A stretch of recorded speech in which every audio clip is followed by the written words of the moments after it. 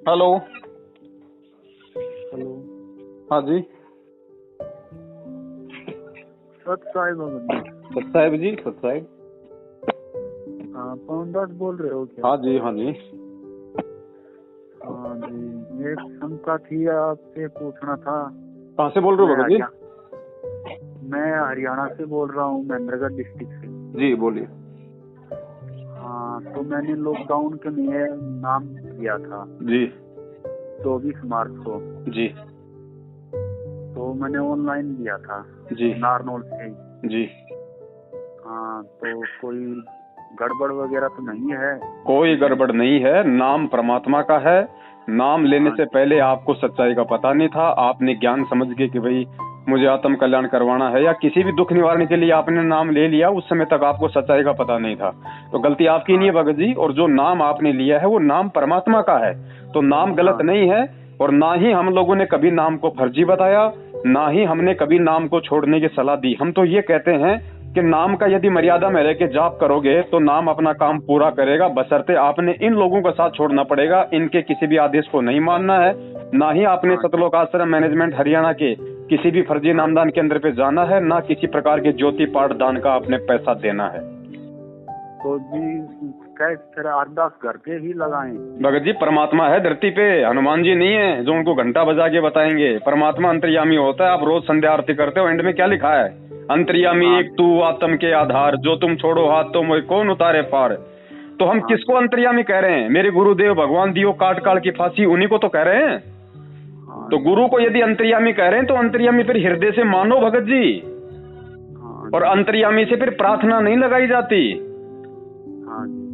एक पंजाबी भाई का गाना है जिसमें वो बोल रहा है कि किस आगे कीजिए अरदास, सब कुछ जानदा। अरे जो सब कुछ जानता है उसके आगे अरदास नहीं की जाती भगत जी। वो अंतर्यामी है, वो हमारे सोचने से पहले हमारे मन की बात जान रहा है।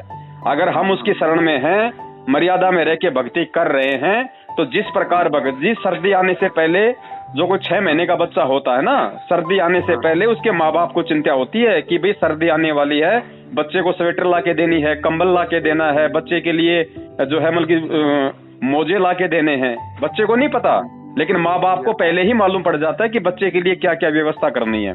तो इसी प्रकार भगत जी वर्तमान में हम उस परमात्मा के नादान बच्चे हैं, और मालिक को पता है कि हमारे प्रारब्ध में क्या संकट है, क्या परेशानियां हैं और कैसे उनका निवारण होगा। तो मालिक अंतर्यामी है भगत जी। अपने हृदय से उनसे प्रार्थना करो। आपने अपने घर पे जहां भी परमात्मा की फोटो लगा रखी है, आप चाहे अपने खेत में परमात्मा को दंडित करके प्रार्थना कर लो भगत जी, कोई जगह का महत्व नहीं है यहाँ। आप यदि सच्चे मन से प्रार्थना करोगे, सच्चे दिल से प्रार्थना करोगे, तो चाहे पहाड़ पे बैठ के परमात्मा को पुकार लेना, परमात्मा आपकी बात सुन लेगा। और एक शंका और थी, क्या नाम था, मैं कभी बीड़ी दारू सिगरेट कभी ऐसी नहीं पीता था जी। नाम खंडित इन्हीं चीजों से ज्यादा होता है कि और कोई चीजों से भी होता है? देखो भगत जी, नाम कभी भी खंडित नहीं होता परमात्मा का। जो नाम आपको मिल गया, आपके अंतःकरण में परमात्मा ने 2 बोल बोल के जो नाम डाल दिया, वो नाम आपके इस जीवन तक कभी भी खंड नहीं होगा। जो मर्यादा गुरुजी ने बता दी, जो नियम बता दिए, वो नियम खंड होने से ऑटोमेटिक विधान है परमात्मा का, नाम अपना काम नहीं करेगा। हाँ, जैसे मैं ये बीड़ी तम्बाकू दारू परिवार में कोई पीता नहीं, चाय टपाती नहीं पीते हम कोई। हाँ, देखो आपने जो भी नाम ले रखा है और उस नाम के साथ जो भी आपको नियम बताए हैं, हाँ जी, उन नियमों की यदि आप अवहेलना करोगे, उन नियमों को यदि आप उल्लंघना करोगे, तो भगत जी मालिक का, हमारे जो सतगुरुदेव जी हैं, उनके वचन की अवहेलना हो जाती है।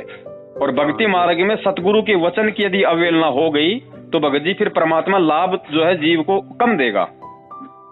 तो ये नामदान सेंटरों पे नहीं जाए हम? बिल्कुल जाना नहीं, भूल के भी। ये तो आपने खुद सोचना पड़ेगा, मेरे कहने से विश्वास मत करो भगत जी। आप खुद भी इन बातों पे विचार करो कि किस तरह के घटिया आदेश संगत को गुरु जी की आड़ में ये लोग दे रहे हैं। बीजेपी को वोट नहीं डालोगे तो जिंदगी में कभी नाम शुद्ध नहीं होगा। ये परमात्मा यहाँ पे घटिया राजनीति करवाने आता है या फिर भक्ति करवाने के लिए आता है?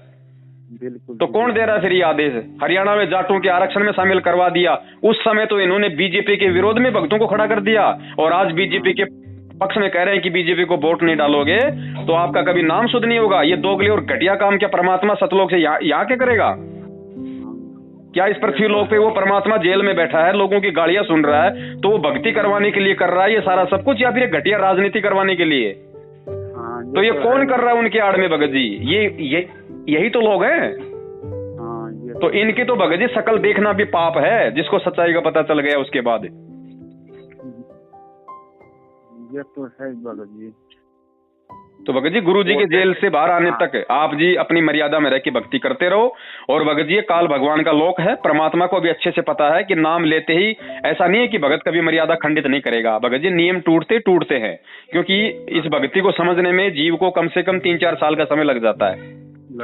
तो बहुत सारी गलतियां हमसे हो जाती हैं जाने अनजाने में, तो उसका एक ही तरीका है।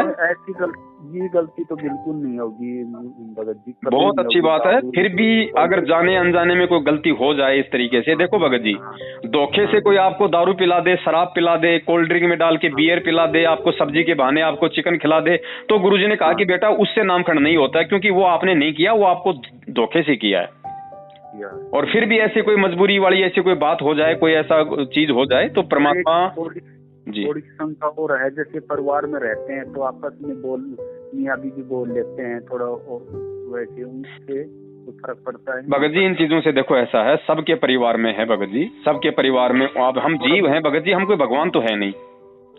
अब छोटी मोटी ऊंच नीच सबसे हो जाती है भगत जी, गुस्सा भी आ जाता है, बच्चों के एक आधा चांटा भी मार देते हैं, ठीक है। तो लेकिन फिर भी फिर भी भगत जी हम परमात्मा से प्रार्थना करें कि परमात्मा हमारे इन विकारों को भी आप दबाओ धीरे धीरे, और ये भक्ति करने से ही विकार दबेंगे।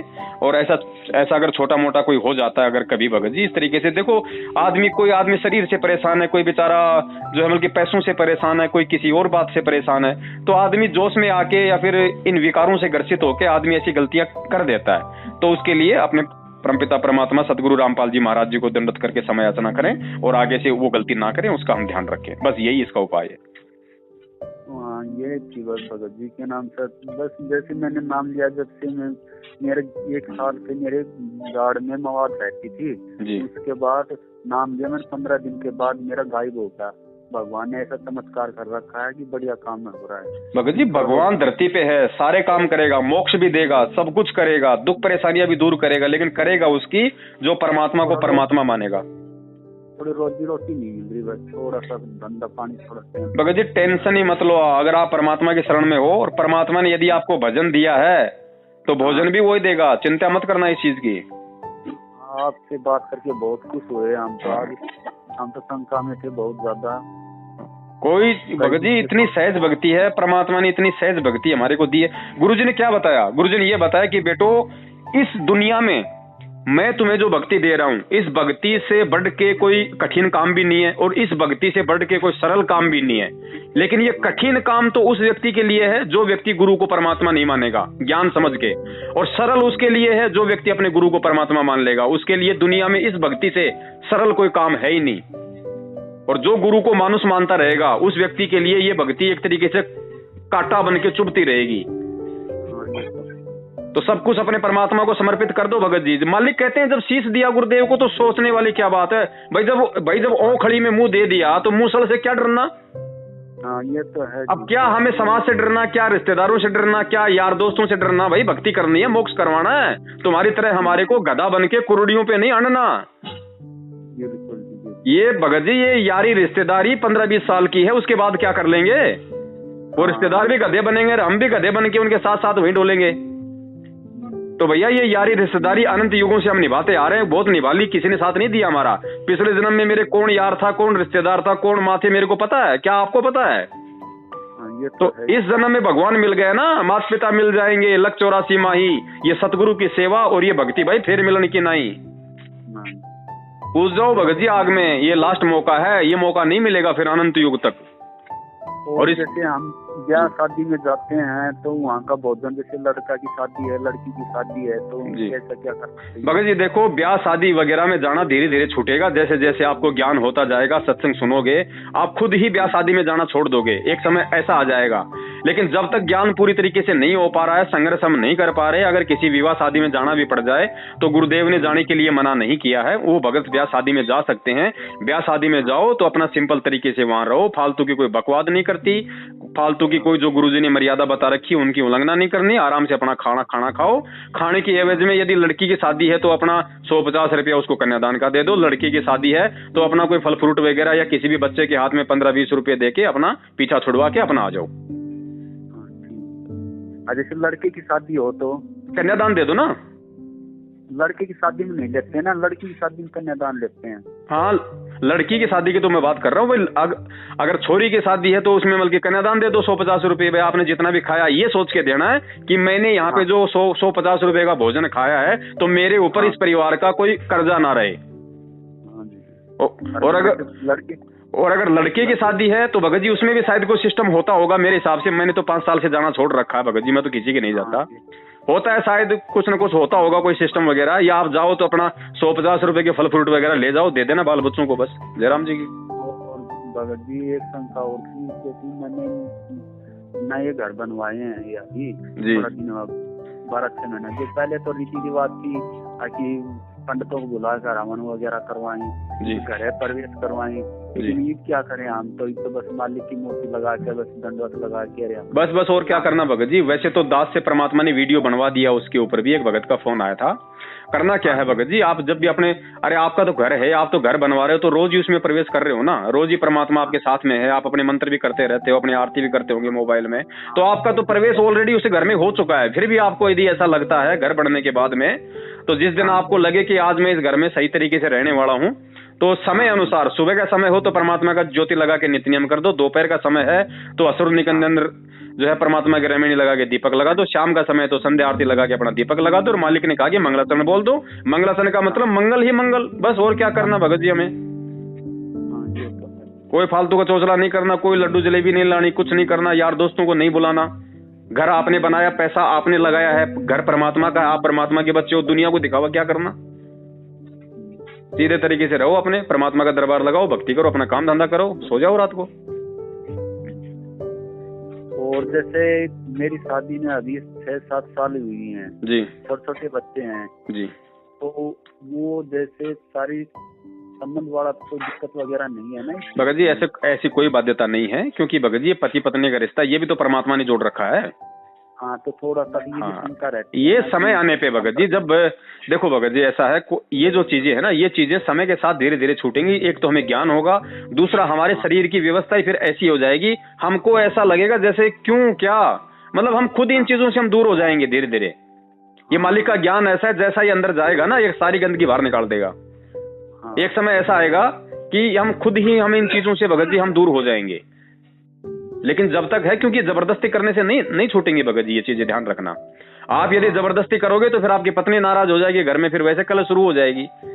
हाँ, यही तो है, फिर थोड़ा सा तो ये धीरे धीरे होगा भगत जी, समय अनुसार होगा। जब वो भी ज्ञान समझेगी, आपको भी धीरे धीरे ज्ञान होगा, वो भी मालिक की शरण में आएगी। ऐसी बात नहीं, सब परमात्मा के बच्चे हैं, सारी सृष्टि नाम लेगी, गुरु जी का वचन है ये परमात्मा का।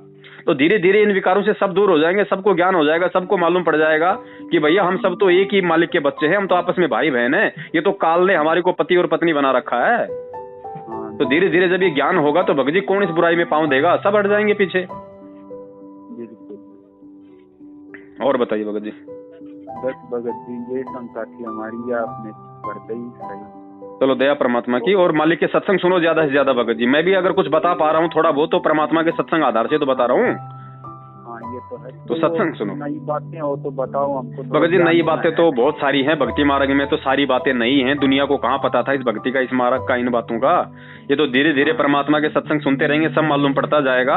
और दास से ज्यादा परमात्मा के सत्संगों में इंटरेस्ट लो भगत जी, वहाँ हमें हर चीज का मालूम पड़ेगा, हर चीज का हमें मालूम पड़ेगा धीरे धीरे हमारे को। सत्संग जितना ज्यादा सुनेंगे उतने ज्यादा हम मजबूत होते जाएंगे भक्ति मार्ग पे। आपको किसी की जरूरत नहीं पड़ेगी भगत जी, किसी की जरूरत नहीं पड़ेगी परमात्मा के अलावा। ठीक है, अभी आप नए हो, इतना ज्ञान नहीं सुन पाते, इतने सत्संग नहीं सुन पाते, हम एक दूसरे का सहयोग करेंगे। ये भी परमात्मा का आदेश है कि यदि कोई पुराना भगत है, यदि वो अच्छे से ज्ञान को समझ चुका है, तो दूसरे भगत भाई बहनों को बताना ताकि उसकी मर्यादा सही रहे, वो भक्ति पे दृढ़ होकर चले। ये भी हमारा फर्ज है, हमारा कर्तव्य है। लेकिन भगत भाई के पीछे नहीं लगे रहना परमात्मा के सत्संगों के। बिल्कुल। कभी कभार कोई समझ में ना आए तो हम आपस में बातचीत कर सकते हैं, वो एक बात अलग है।